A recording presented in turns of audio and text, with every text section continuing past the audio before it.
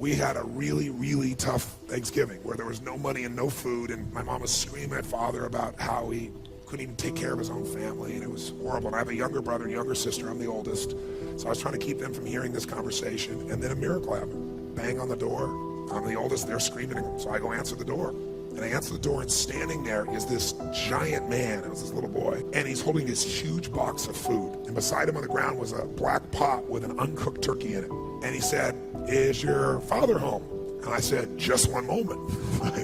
I was like unbelievably euphoric. I thought, this is a gift from God. This is going to change it all. This is going to make my mom and dad happy. It's going to be unbelievable. So I go, and my father is screaming at my mother through a closed door to the bedroom door. And I said, Dad, there's a guy at the door. And he goes, "Cool, you answer the door." I said, "I did. He's got to see you." So I kind of teased. I said, "Dad, you got to come." So he said, "Fine." He made one last yell at her, and he walks to the door.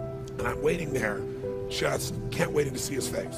And my dad opens the door, and this man's standing there with this big box of food. And my father did not get happy. He looked at this man, and he raised his voice to him, and he said, "Look, we don't take charity."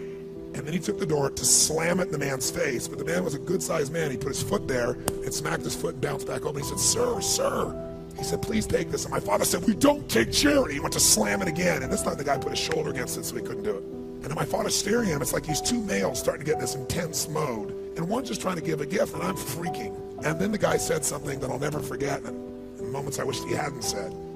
But he found a way to force my father. He's holding this thing, and he looked at me, and then he looked at my dad, and he said, "Don't make your family suffer because of your ego." Now my dad's level of energy increased, but he was also trapped.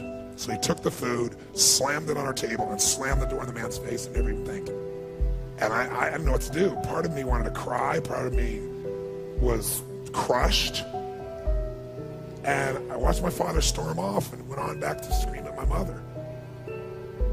And I remember that day just thinking, I don't understand.